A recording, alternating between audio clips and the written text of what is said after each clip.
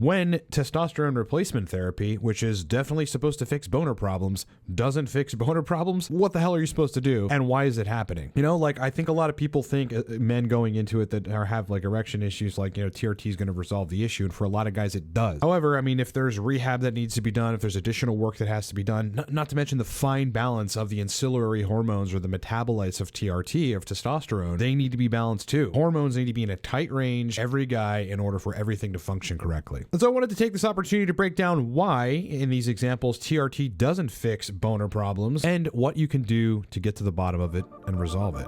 Strap in, my friends, because this is going to be another banger.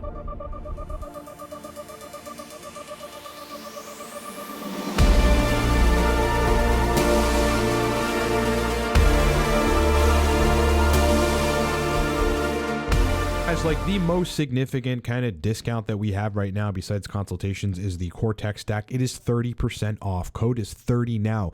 Add a bottle to your cart, punch the code in, and it takes 30% off the price. Like, if you want to try this stack, now is the time to do it. Link is down below. And as I said, and as I'll keep this sort of persistent banner, every single one of our consultations are discounted for the month of October, and the month of October only. Been thinking about booking, time to book. All right, so let's run through this. Yes, TRT doesn't necessarily, you know, guarantee you fixing erection issues.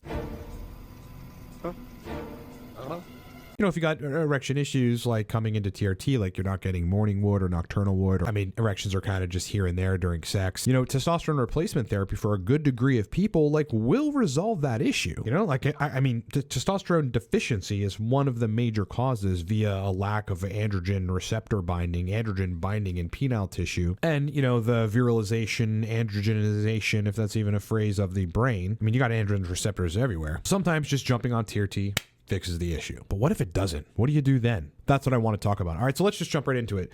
The first and most, I think, important thing to consider if you're on TRT and you went on TRT for many reasons, one of them was to fix erection issues, and you're 10 weeks in and you're still having boner problems, first thing to consider is that you may need penile rehab, okay? We've talked about this at length. I'm going to be doing more in-depth sort of scientific discussions, step-by-step in terms of strategy on how to actually do this. So like when you break a bone or something, you know, you go to physical rehabilitation, right? PT is a thing, actual therapy. Like people learn to walk again after significant accidents. The same is true, or should be true, for effectively a broken So it's like, though you're on TRT, great, that's certainly a good start. You may need to execute shockwave therapy. You may need to intermittently run the P shot. And then the P shot is taking platelet-rich plasma from your blood and injecting it in the junk and right in the organ. And that promotes repair, tissue growth, better erection. Like that may in and of itself, for some people, depending on the severity of your erection issues, like that may like solve your issue in addition to having TRT in the mix. Again, you know, genital massages, penile massages, and when you think of back massages, like you rub somebody's back, or you think of the whole concept of it, well, what are you doing? You're opening up oxygenation and blood flow to the muscles that you're targeting. And this is why you end up feeling so much better, and those muscles feel a lot looser thereafter. You can literally optimize blood flow. All right, this is a critically important, highly effective thing to do. There's pelvic floor work. I mean, hey, like you don't know whether or not you've got the pelvic floor muscles that are a little tighter than they should be. Perhaps you need to massage them. Perhaps you need to do some pelvic floor stretches. Perhaps you need to even work on like the isocavernosal muscle, which essentially traps blood in your junk and helps you maintain an erection. Maybe it's not strong enough, in which case you'd have to do Kegels and some other exercises to get that strengthened. People often think like about the psychological aspects of, you know, erection issues, but really never, especially in those communities like the NoFap community and all that, do people actually get down into the, you know, the physical physiology, which is where most of the time, if people are having erection issues, you know, needs to be targeted. Obviously, there's PDE5 inhibitor therapy. All of these things one may need to execute in addition to TRT to solve erection issues. Number two, the female metabolites of your testosterone are out of range and interfering with sexual function, because they absolutely will. You know, I think this whole new movement of estradiol is great, and yet, you know, is wacky. It's wacky. It's a weird internet cult thing. These guys kick people out of their Facebook groups for disagreeing with them. You don't want any part of that. They're half right in that, yeah, you do need it for cardiac, bone,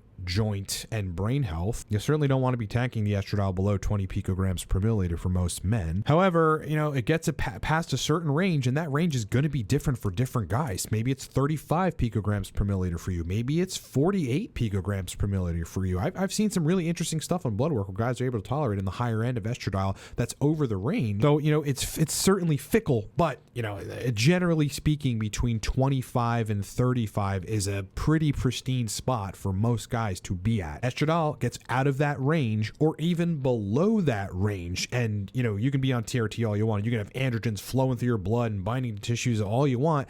You're not going to have proper erection function. All right, so again, I've done videos about how to use anastrozole to dial in estrogen on TRT. It was, the last video was like a week ago, so please go check that out. Suffice to say, between 25 and 35 picograms per milliliter is where you generally want to be on serum estradiol. Prolactin, even fucking worse. Listen, you want nothing to do with high prolactin. It is numbing. Like if you want to induce full-blown PSSD like symptoms, genital sensation loss, lack of libido, complete erectile dysfunction, no morning wood, no nocturnal erections, zero climax capacity, zero climax sensation. Yeah, just like get on some kratom, and then you'll be fucking hyperprolactinemic for a considerable period of time, and you're going to then downstream damage penile blood vessel function, nerve function, sensation. You're going to inhibit hypothalamic, medial preoptic hypothalamic dopamine firing, which is going to interfere with libido, and you're going to be, you're going to feel just like those guys that have PSSD. Even prolactin that is in range but may have been out of range at a certain point sometimes needs attention. A prolactin reset, a topic for a future video, taking it down to 0 to 2 nanograms per milliliter, leaving it there for 3 or 4 weeks, and then getting it back up to about 4 to 8 nanograms per milliliter, but no higher. By the way, there are no diseases associated with low prolactin. I've taken mine down to 2 nanograms per milliliter and honestly felt awesome. Prolactin is mostly a female hormone, and specifically when women are pregnant and then post-pregnancy when they're lactating. There's P5P to address this. There's Schisandra to address this. There are some Chinese medicine herbs that have literature behind them to support the idea that they lower prolactin. There's regular vitamin B6. Mucuna purines will take prolactin out of the serum and into the periphery for the time that you're dosing it. Anything that you can do to increase quantities of dopamine in the brain will inhibit prolactin. And then obviously, on the more significant high-powered drug side, there's cabergoline. That's really the most well-studied, safest, all things considered within the right dosing protocols, drug to take to lower prolactin. You're looking at 0.125 to 0.5 milligrams twice a week. Barring you having a pituitary adenoma that secretes prolactin, it's going to lower prolactin. All right, so yeah, because estrogen is prolactogenic, it has a direct stimulatory effect on the lactotropes of the pituitary gland, which is going to make you secrete more prolactin and end up with more blood levels and binding of prolactin at tissues. That's another reason why you want to control the estradiol. And that's really why prolactin goes out of range for guys that are on TRT. Number 3, though, okay, so we covered all that stuff. Number 3, let's just go to the basics. Sometimes the testosterone dose just isn't high enough. Isn't that crazy? You would think, people think this thing, oh, guys make between 7 and 10 milligrams of testosterone a day, and I'm at 15 milligrams a day and still, running into erection issues. There's zero way that I need to increase my dose. Well, one of the things you need to think about is, actually the concentration of raw testosterone that you're getting per your dose isn't 100%. It's somewhere between 67 and 85. I forget the exact metric, but it's not complete concentrated testosterone. So you sort of have to consider that. At the same time, what everyone on TRT, every man on TRT should be doing is graphing their milligram release per day or milligram release per peak. I'll give you a quick example. So let's go 12 weeks. Let's run, 15 milligrams. We're going to do testosterone cypionate. We're going to do every day from week 1 to week 12 and plot that. Okay, what you end up getting in this particular protocol of 15 milligrams a day, you're running subcutaneous or something and doing daily microinjections, is you're peaking at 11.5 milligrams a day, which really is probably 7 or 8 or something, maybe even less. It's really hard to tell. However, depending on how starved the androgen receptors are, and particularly the receptors that DHT binds to, it may just be the case we'll just go to 21 31 milligrams testosterone a day, that you may need upwards of 15.5 milligram release per day, and then to be at 1446 on your trough, later on that day. It's entirely possible for those that respond better to less frequent injections, because there is a subset of the population that actually do. You may have to be up there in the 200 to 210 milligram range, somewhere around there, and then be injecting every other day, in which case your peaks are significantly higher, right? You got massive androgen receptor saturation at the receptor sites in the tissues, and you're sitting at a peak here